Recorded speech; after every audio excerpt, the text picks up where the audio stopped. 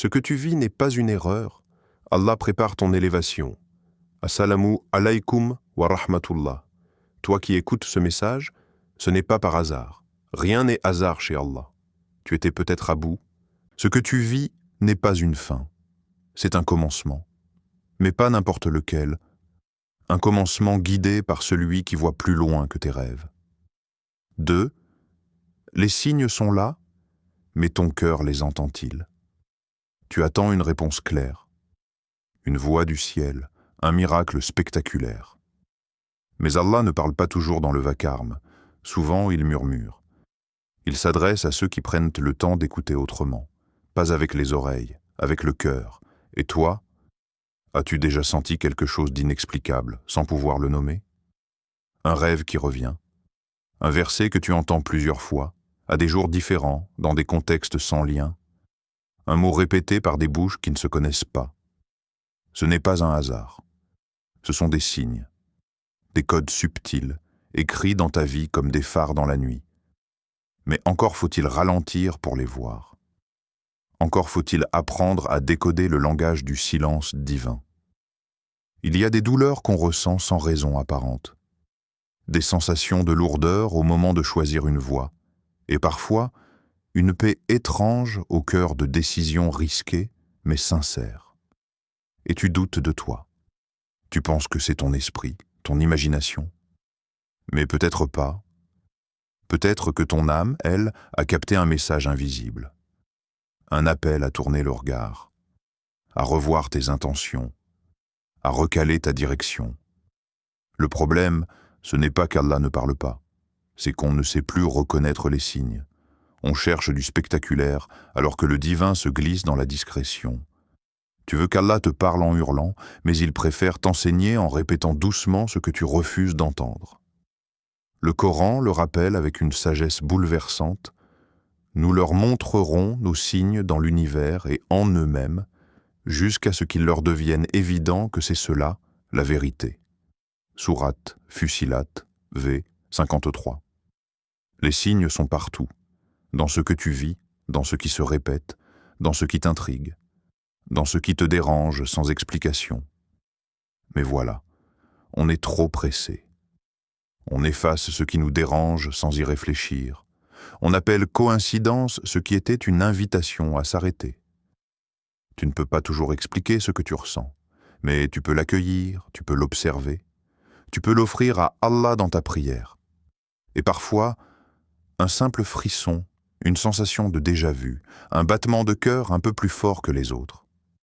C'est lui. Lui qui te dit « Je suis là, regarde encore ». Ce que tu appelles confusion est parfois un message divin codé. Et si tu ne sais pas encore l'interpréter, ne le rejette pas trop vite. Peut-être qu'un jour, tu comprendras que c'est ce silence-là qui t'a sauvé. 3. Derrière la douleur, un cadeau caché. Tu ris, parfois fort. Mais ton cœur est fatigué. Tu souris par habitude. Tu réponds « ça va », comme un automatisme. Mais dans ton silence, il y a des soupirs que personne n'entend. Tu portes des fardeaux invisibles, des blessures jamais dites, des cicatrices anciennes que tu recouches chaque jour avec des fils d'espoir. Et pourtant, malgré tes efforts, une question revient. Pourquoi moi? Pourquoi cette douleur? Pourquoi encore? Tu as l'impression d'être puni, abandonné ou peut-être oublié, mais non. Ce n'est pas une punition, c'est une formation. Un atelier secret, un chantier intérieur que ton âme traverse, même si ton esprit ne comprend pas. Allah ne t'a pas laissé. Il t'éduque.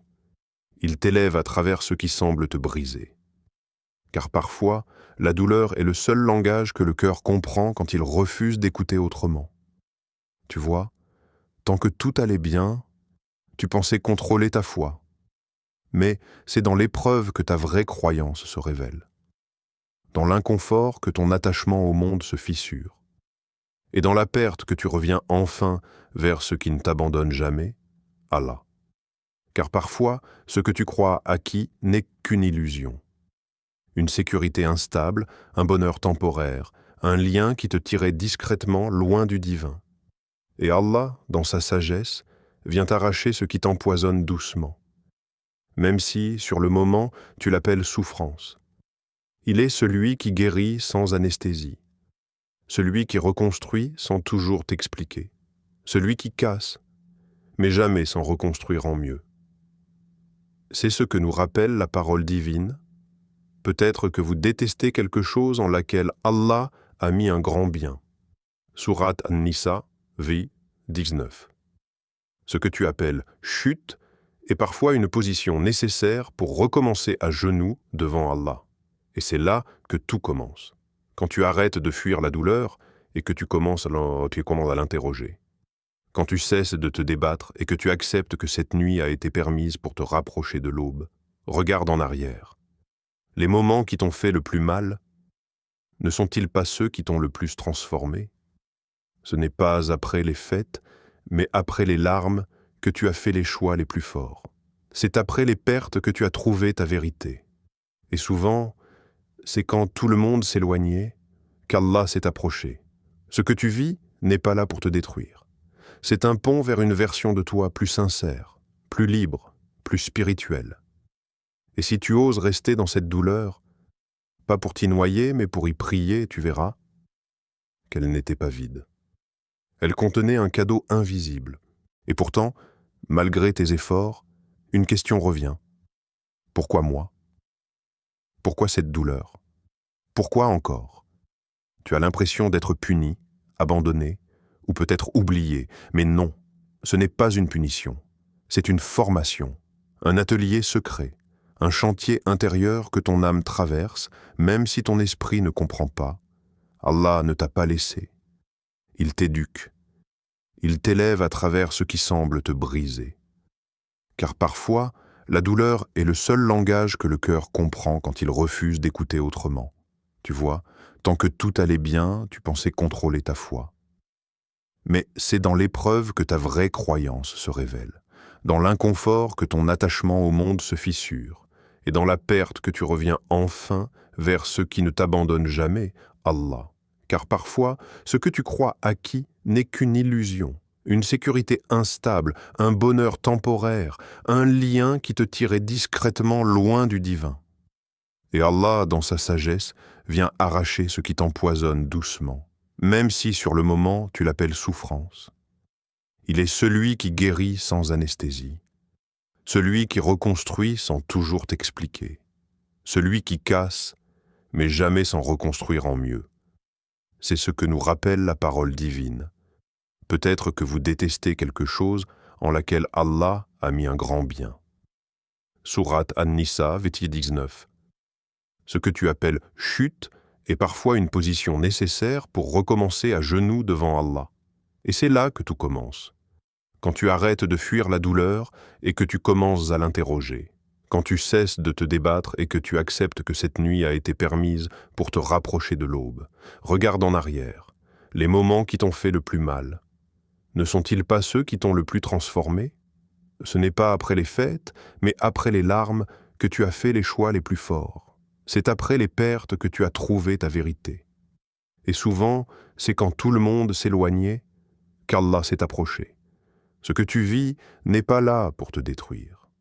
C'est un pont vers une version de toi plus sincère, plus libre, plus spirituelle.